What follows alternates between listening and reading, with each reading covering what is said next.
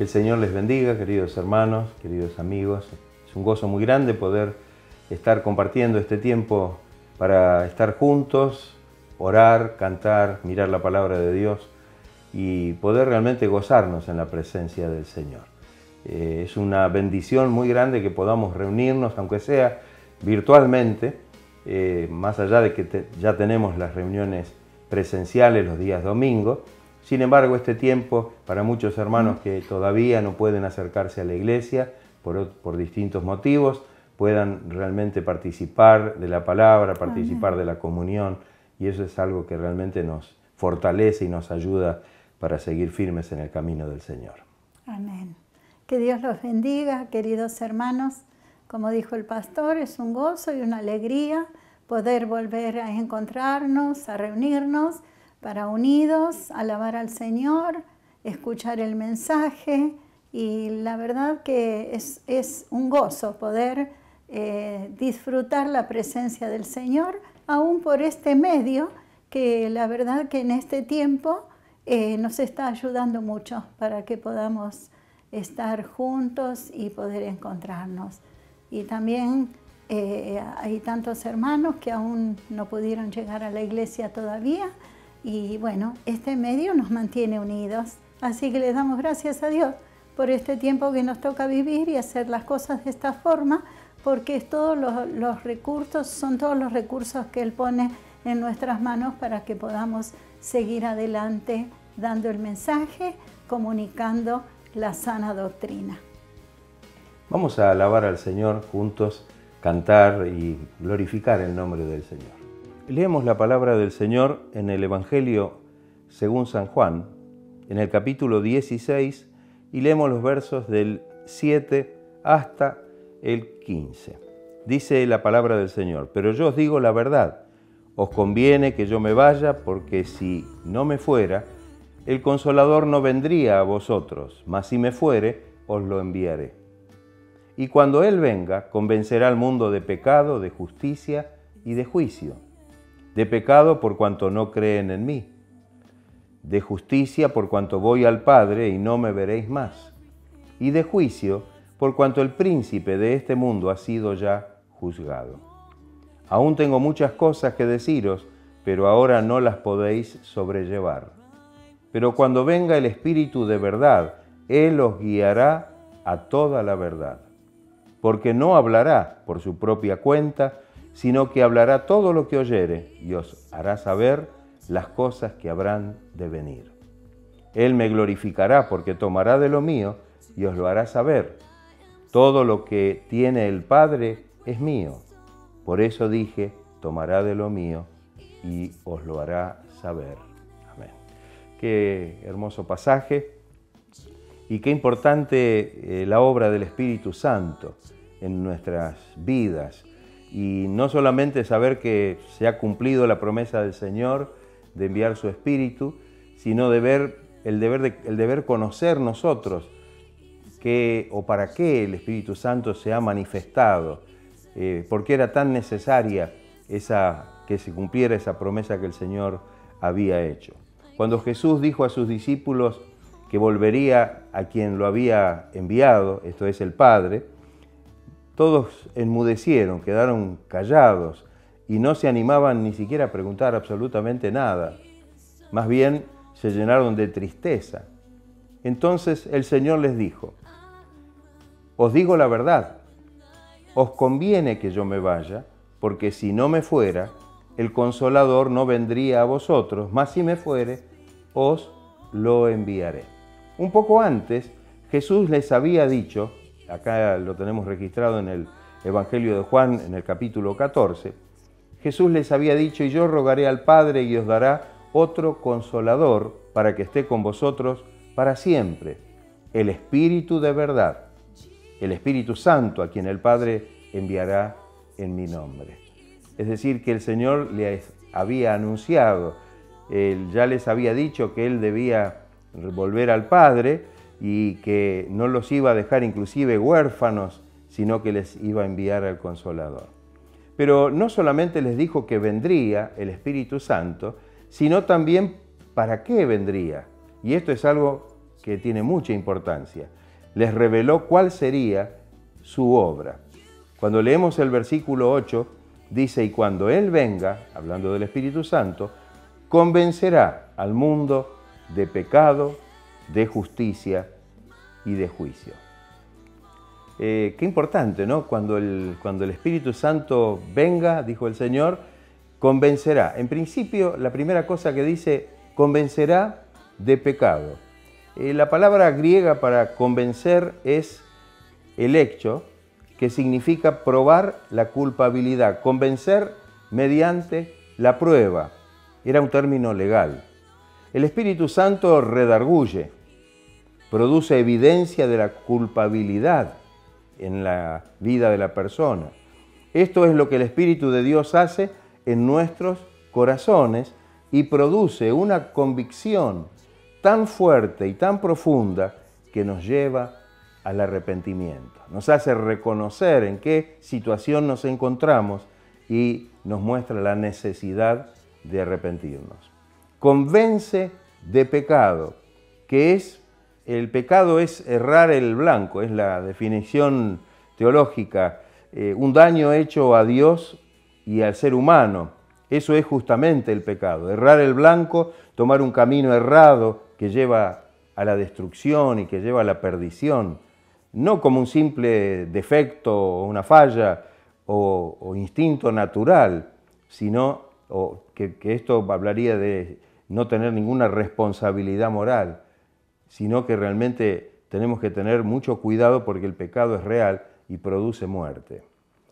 El Señor dijo, en el versículo 9 lo dice muy claramente, que el Espíritu Santo convencerá al mundo de pecado por cuanto no, dijo Jesús, no creen en mí. Si hubieran creído en Cristo no le hubieran crucificado, por supuesto.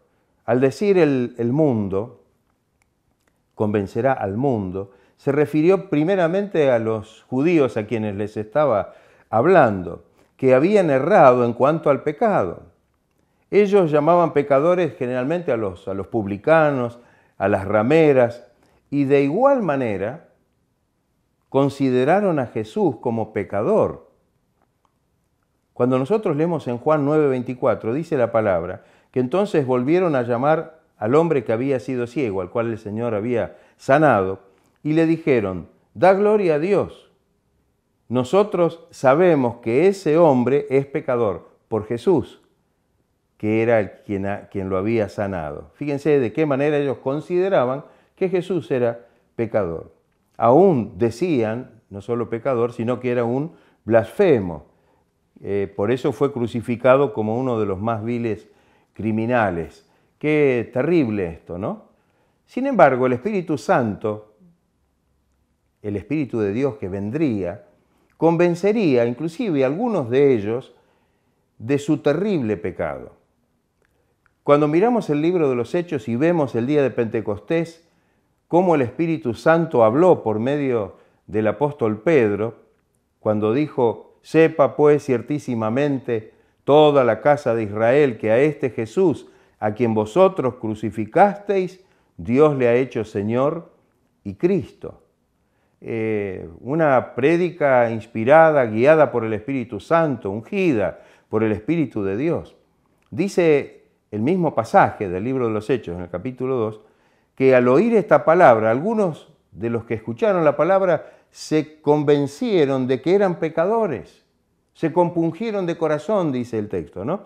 Dice los versículos 37 y 38, que al oír esto se compungieron de corazón y dijeron a Pedro y a los otros apóstoles, varones hermanos, ¿qué haremos?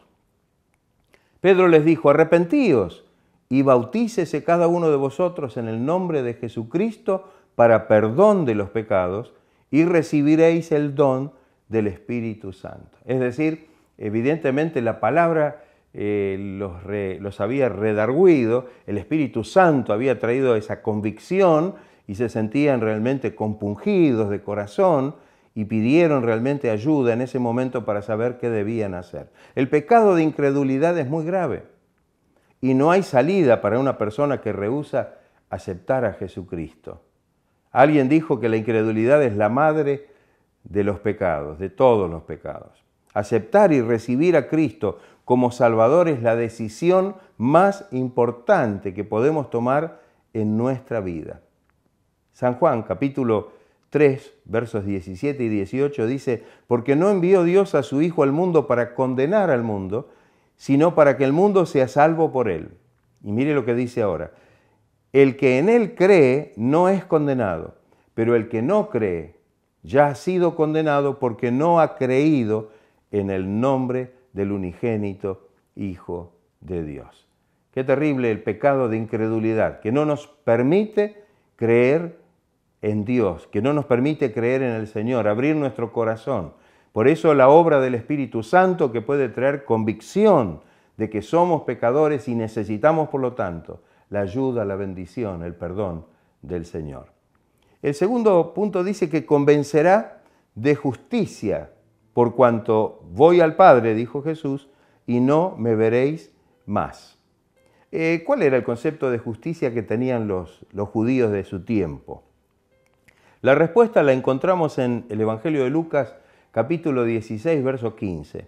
Dice entonces, les dijo Jesús: vosotros sois los que os justificáis a vosotros mismos delante de los hombres. Mas Dios conoce vuestros corazones, porque lo que los hombres tienen por sublime delante de Dios es abominación. Ellos se creían muy piadosos, muy religiosos. Cuando entregaron a Jesús a los romanos, ellos lo hicieron pensando de que era un pecador y un blasfemo. Lo entregaron para que fuera juzgado y crucificado. Pensaron que vindicaban de esta manera el honor de Dios, el nombre de Dios. Ellos se consideraban a sí mismos hijos de Dios. En este mismo evangelio, realmente el Señor tiene un encuentro con ellos y ellos se sintieron en algún momento ofendidos porque ellos dijeron que eran hijos de Dios y el Señor les tuvo que hablar con mucha claridad. Pero era una realidad, ellos creían firmemente que ellos eran hijos de Dios y a Jesús lo tenían como un pecador, como alguien que realmente era indeseable a los ojos de Dios. Ese mismo día de la crucifixión, llama la atención que el centurión, uno de los centuriones que estuvo y que fue parte del acto de la crucifixión, sobrecogido de temor, en el momento en que estuvo allí frente a la cruz, exclamó: verdaderamente, llama la atención lo que dijo este hombre, este era el Hijo de Dios. Qué importante, ¿no? Los mismos judíos, los que esperaban el Mesías, los que debieran haberlo recibido, lo consideraban un pecador, un blasfemo, un injuriador y digno de muerte. Y este hombre, centurión romano, pudo realmente sentir el impacto de la obra del Señor y confesó verdaderamente: este hombre era Hijo de Dios. El Espíritu Santo reveló en su venida que ellos, los judíos, eran pecadores y que en realidad Cristo era el Hijo de Dios, como invirtiendo la situación. No solamente que era Hijo de Dios, sino que se levantó de entre los muertos, es decir, resucitó, ascendió a los cielos y ahora estaba sentado a la diestra del Padre en las alturas. Esto prueba que realmente la justicia de Cristo era verdadera, que fue recibido y aceptado en la presencia del Padre.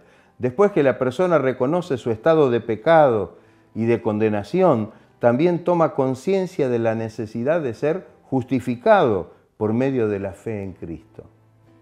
Hay un texto que dice muy claramente, Romanos capítulo 3, versos 23 y 24, por cuanto todos pecaron y están destituidos de la gloria de Dios, siendo justificados gratuitamente por su gracia mediante la redención que es en Cristo Jesús.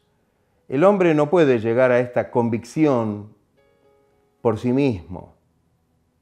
No lo puede lograr. Es necesaria la obra del Espíritu Santo en el corazón de la persona, trayendo esa convicción.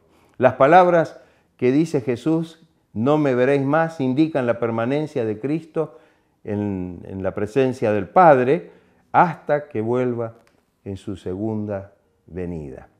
Qué importante que tomemos esto, ¿no? Por eso dijo el Señor, convencerá de justicia el Espíritu Santo, por cuanto yo voy al Padre y no me veréis más. El hecho de que realmente esto mostraba la justicia de Cristo. La tercera cosa que menciona es que el Espíritu Santo convencerá de juicio, y dice el versículo 11, por cuanto el príncipe de este mundo ha sido ya juzgado. El príncipe de este mundo es el diablo, es Satanás. Y Jesús dice allí en este mismo Evangelio de Juan, capítulo 12, versículos 31, ahora es el juicio de este mundo y el príncipe de este mundo será echado fuera. El diablo tenía una sentencia de parte de Dios de que sería juzgado y Dios tiene su lugar preparado. Los judíos esperaban el juicio severo sobre los romanos y sobre los otros gentiles, pero el Espíritu Santo les convencería en cuanto al juicio sobre Satanás y sobre todas sus ángeles y sus fuerzas de las tinieblas. Cristo, durante su ministerio, en este aspecto, ya había demostrado su poder sobre el diablo. Había expulsado los demonios y a Satanás de muchos que eran endemoniados. Realmente el Señor había mostrado su poder sobre las fuerzas del mal. Pero el gran triunfo sobre Satanás estaba en la cruz. El apóstol Pablo lo dice de una manera muy concreta, muy fácil de entender. En Colosenses capítulo 2, verso 15, dice, y despojando a los principados y a las potestades, habla de las fuerzas del mal, incluyendo a Satanás, los exhibió públicamente, triunfando sobre ellos en la cruz. Tenemos que decir que la victoria de Cristo sobre Satanás es nuestra victoria. De ahí la importancia de esto en relación con nuestra vida. Todo pecador rescatado por el Señor del reino de Satanás y trasladado al reino de nuestro amado Señor Jesucristo, disfruta del triunfo de Cristo sobre Satanás. Esto es importante comprenderlo. Dice la carta a los Hebreos, es un texto que lo expresa muy claramente. Capítulo 2, versos 14 y 15. Dice, así que por cuanto los hijos, hablando de nosotros, participaron de carne y sangre, Él, hablando de Cristo, también participó de lo mismo para destruir, por medio de la muerte, su crucifixión y muerte, al que tenía el imperio de la muerte, esto es, al diablo, y librar a todos los que por el temor de la muerte estaban durante toda la vida sujetos a servidumbre. No solamente venció al diablo y destruyó, sino también libró a todos los que estaban también durante toda su vida esclavizados y sujetos por temor. Los que rechazan lo que Dios ofrece por medio de la obra salvadora de Jesucristo, aceptan voluntariamente el castigo que fue preparado para Satanás. Y esto es algo que lo tenemos que tener muy claro.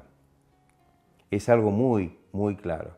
El Espíritu Santo revela el juicio sobre Satanás para que nosotros nos demos cuenta que esto es algo maravilloso porque nosotros hoy podemos ser victoriosos y vencedores contra todas las fuerzas del mal porque el Señor ha vencido. Cuando nosotros desoímos la voz de Dios, rechazamos al Señor, evidentemente estaremos de alguna manera aceptando voluntariamente el castigo que Dios dispuso para Satanás. Mire lo que dice Mateo 25, 41. El Señor les dice a aquellos que no habían hecho realmente la voluntad del Señor y que no habían actuado de la manera que el Señor esperaba, les dijo, apartaos de mí, malditos, al fuego eterno preparado para el diablo y sus ángeles. Qué clarito, ¿no? Dios preparó el infierno, el lago de fuego para Satanás, para el diablo, para sus ángeles. Pero todos aquellos que sigan al diablo, todos aquellos que rechacen al Señor, no tendrán otro destino que el que realmente le toca al mismo Satanás. Este texto que leímos sigue y primero dice, cuando venga el Espíritu Santo convencerá al mundo de pecado, de justicia, de juicio. Y luego en el versículo 13 vuelve a decir, cuando venga el Espíritu de verdad, dice, Él os guiará a toda la verdad porque no hablará por su propia cuenta, sino que hablará todo lo que oyere y os hará saber todas las cosas que habrán de venir. El Espíritu Santo tiene un papel importante en la vida del creyente. Una vez que el creyente cree y que recibe la salvación, la vida eterna, el Espíritu Santo no lo deja solo, sino que es la guía que lo encamina y que lo instruye en la vida cristiana. Qué maravillosa la obra del Espíritu Santo. Por eso dice el Señor que somos templo del Espíritu Santo y que el Espíritu Santo debe morar en nosotros para realizar justamente esta maravillosa obra. Jesús les decía a sus discípulos que tenía muchas cosas que decirles en este texto, en el versículo 12, pero que por el momento no iban a ser capaces de sobrellevarlas, de poderlas comprender cabalmente. Y esto es algo importante. Muchas cosas, hay cosas de Dios que no las podemos comprender, pero llega el momento en que estamos preparados para poderlas comprender. Ahora, el Espíritu Santo ocupa un lugar importante en este sentido. Dice, pero cuando venga el Espíritu de verdad, como lo nombra aquí, Él os guiará a toda la verdad. El Espíritu Santo revela la verdad de Cristo, enseña todo lo que Cristo tiene para revelarnos a nosotros. Qué importante esto, ¿no? Si hay cosas que tal vez no comprendemos, llegará el momento en que el Espíritu las irá revelando a nuestra vida para que puedan ser de bendición y de edificación. Otra cosa importante es que el Espíritu Santo no habla de lo suyo propio, con una voluntad independiente de la del Padre. Dice el versículo, porque no hablará por su propia cuenta el Espíritu Santo, sino que hablará todo lo que oyere y os hará saber todas las cosas que habrán de venir. Esto muestra claramente que después de la época de los apóstoles no habría nuevas revelaciones, pues toda la verdad de Dios para nosotros había de ser revelada por medio del Espíritu Santo a ellos, a quienes Dios había escogido. Pues el Espíritu Santo dice allí en el capítulo 14, verso 26 del Evangelio de Juan, os enseñará, no dice algunas cosas, todas las cosas, y os recordará todo lo que yo os he dicho. Qué importante esto, ¿no? Qué importante poder entender que cuando venga el Espíritu Santo iba a traer y iba a proclamar toda la verdad de Dios a nuestra vida. Por la inspiración del Espíritu Santo tenemos el registro de la vida y las enseñanzas de Jesús. Cuando nosotros miramos los evangelios, ¿no? Mateo, Marcos, Lucas y Juan, allí vemos realmente todo en relación con la vida y el ministerio de Jesús, sus enseñanzas, su prédica, sus milagros, todo lo que el Señor dejó, lo que el Señor enseñó. La historia de la iglesia que la tenemos en el libro de los Hechos de los Apóstoles, que menciona realmente un tiempo cuando la iglesia no solo se establece, sino que comienza a marchar, y ahí tenemos realmente grandes revelaciones de Dios. Las cartas apostólicas, donde a través de ellas tenemos la enseñanza, la edificación doctrinal para nuestra vida, y el libro de Apocalipsis, realmente donde muestran todas las cosas futuras que iban a venir. El apóstol Pablo dice en la segunda carta a Timoteo, capítulo 3, versos 16 y 17, toda escritura es inspirada por Dios y útil para enseñar, para redarguir, para corregir, para instruir en justicia, a fin de que el hombre de Dios sea perfecto, es decir, que no puede ser mejor, ¿no? Perfecto, enteramente preparado para toda buena obra. O sea que la preparación, lo que necesitamos recibir para que podamos como hombres de Dios ser perfectos, inclusive en lo que se refiere al servicio del Señor, está comprendido en la enseñanza de la palabra del Señor. No necesitamos ninguna otra cosa que sea, digamos, externa a la palabra. Por tanto, no hay nada que sacar, como tampoco nada que agregar a las Escrituras, porque las Escrituras son completas y perfectas para nosotros. Creo que hay un texto que nos alerta acerca de lo que estamos diciendo, que es al final de la Biblia, el último capítulo de la Biblia, los versos 18 y 19, dice Juan: yo testifico a todo aquel que oye las palabras de la profecía de este libro. Si alguno añadiere a estas cosas, Dios traerá sobre él las plagas que están escritas en este libro. Y si alguno quitare de las palabras del libro de esta profecía, Dios quitará su parte del libro de la vida y de la santa ciudad y de las cosas que están escritas en este libro. No es para tomar ligeramente lo que dice la palabra. Por eso decimos que aquí se condensa todo lo que Dios tiene para nosotros. Y el Espíritu Santo, que es quien inspiró la palabra, es el que ahora viene realmente para poder mostrarnos, revelarnos todo lo que el Señor realmente nos ha dejado para nosotros en este tiempo. Dice, porque no hablará por su propia cuenta. Jesús había dicho repetidas veces que las palabras que Él enseñaba, que Él hablaba, que predicaba, y las obras que Él hacía, dicen, no eran de Él, sino del Padre. Y esto mostraba realmente que Él no obraba aparte o hacía las cosas aparte del Padre o independientemente del Padre. No, no. La obra del Espíritu Santo también sería perfectamente unida con la del Padre y la del Hijo. Hay una concordancia, una armonía, porque Él, el Espíritu Santo, continuaría en definitiva la obra de Jesús. El Señor se fue, pero nos dejó al Consolador, al Espíritu Santo, el Espíritu de verdad, para que podamos recibir todo lo que el Señor quiere que realmente recibamos en este tiempo. De hecho, al prometerles que el Espíritu Santo vendría para ser el Consolador, el ayudador de ellos, Jesús les dijo, vendré a vosotros. Fíjense, Él envió al Espíritu Santo, pero les dijo también, vendré a vosotros. Y qué importante, ¿no? El capítulo 14, verso 18, dice, no os dejaré huérfanos, dijo el Señor, vendré a vosotros. Y luego usó la palabra vendremos, incluyendo al Padre. En el capítulo 14, verso 23, dice, el que me ama, mi palabra guardará, dijo Jesús, ¿no?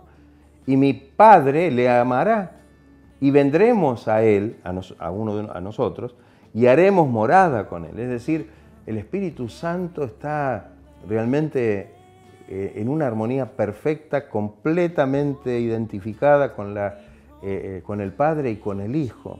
Es decir, la obra del Espíritu Santo sería inseparable de la obra del Padre y de la obra del Hijo.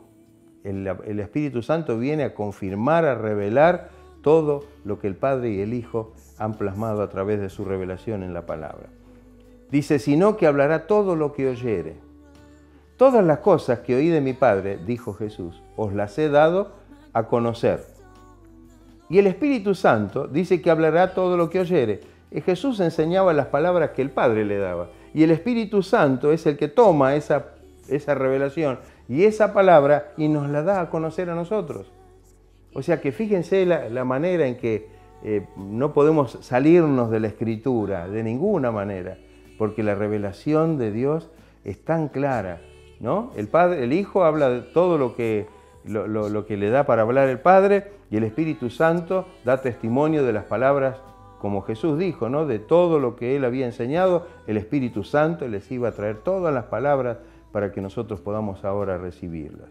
Y dice en la última parte, y os hará saber todas las cosas que habrán de venir. Es decir, iba también a haber revelaciones que no iban a ser solamente para edificación, para la vida diaria y cotidiana como cristianos, como siervos de Dios, sino también cosas que iban a suceder. Cuando nosotros miramos el libro de los Hechos de los Apóstoles, notamos que dentro de ese tiempo hubo palabra de Dios que estaba advirtiendo sobre las cosas que iban a suceder pronto. Mismo en los evangelios, por supuesto, había profecías sobre cosas futuras que el Señor hablaba y que algunas de ellas referentes a los tiempos, digamos, finales, a los tiempos escatológicos, todavía no se han cumplido. O sea que tenemos realmente la revelación de las cosas que van a suceder más adelante. Y ni hablar de las cartas apostólicas, donde muchos de los apóstoles están diciendo y están hablando acerca de las cosas que sucederán al final de los tiempos. Y ni hablar del Apocalipsis, que en su mayoría está relacionado con las cosas que ocurrirán en el final de los tiempos. Qué importante todo esto, porque esto nos muestra que no hay nada que escape a la palabra del Señor. Amén. No solamente en lo relacionado a lo actual, sino también a todo lo que viene por venir, está escrito en la palabra del Señor. Quiero leer un versículo para culminar, que en 1 Corintios 2, 9 y 10. Dice, antes bien, como está escrito, cosas que ojo no vio ni oído yo, ni han subido en corazón de hombre, son las que Dios ha preparado para los que le aman. Pero Dios nos las reveló a nosotros por el Espíritu, porque el Espíritu todo lo escudriña, aún lo profundo de Dios. Que el Señor nos ayude para que podamos realmente abrir nuestros corazones. Que el Espíritu Santo pueda manifestarse con poder, que nos revele lo que el Señor quiere que nosotros conozcamos en este tiempo y todo lo que debamos conocer a medida que el tiempo transcurre y avanza. Todo viene a través de la obra gloriosa del Espíritu Santo en este tiempo hacia nuestra vida y hacia el mundo. Que Dios nos ayude, que la gracia del Señor esté obrando en nuestras vidas. Que Dios los bendiga ricamente y que podamos aferrarnos a la palabra del Señor, porque aquí está todo lo que necesitamos para nuestra vida. Dios los bendiga ricamente.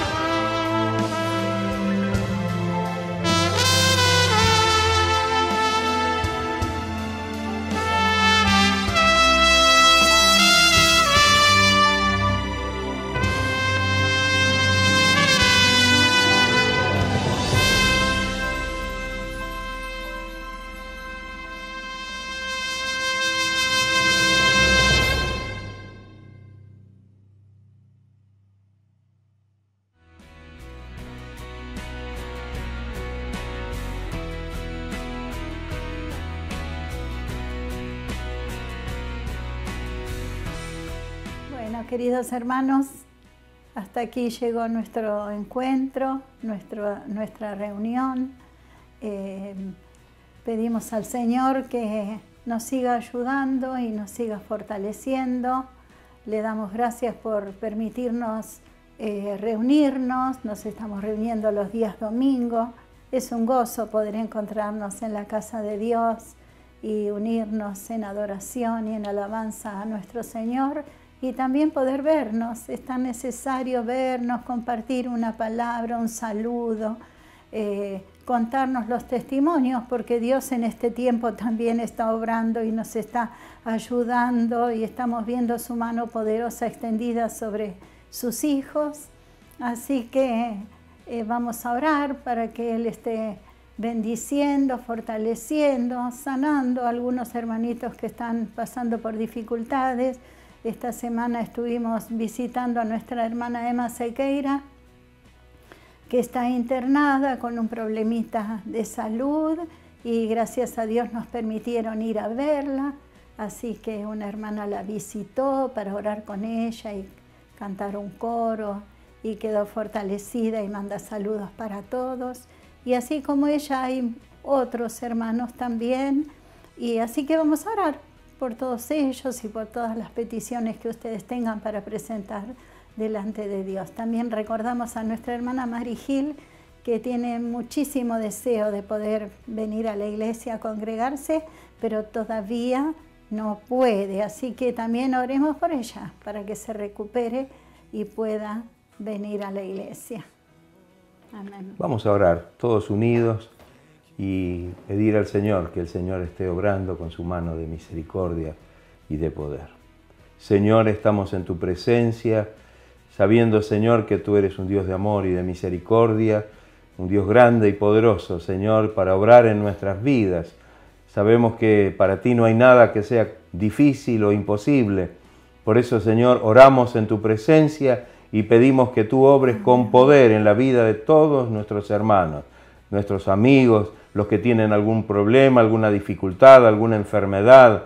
Señor, extiende tu mano poderosa, sana a los que están enfermos, levanta, fortalece a aquellos que están, Señor, pasando momentos de dificultad, de angustia, de tristeza, y que tu gracia divina pueda estar obrando, Señor, y trayendo bendición. Señor, bendice los hogares, las familias, que tu mano poderosa pueda estar bendiciendo, fortaleciendo, pueda estar prosperando, Señor, dando trabajo y, Señor, supliendo, Señor, en tu gran amor y misericordia, toda necesidad, Señor, que tu gracia divina sea derramada en abundancia en cada uno. En el nombre de Jesucristo todo lo pedimos y lo agradecemos para la gloria de tu nombre. Amén. Amén. Gracias, Señor amado. Dios. Gloria a Dios. Gracias. Gracias, Señor. Gracias, Padre. Amén. Gracias. Bueno, Señor. hermanos, los saludamos en el amor del Señor y les decimos que tengan una hermosa semana. Que el Señor los bendiga ricamente. Worthy is the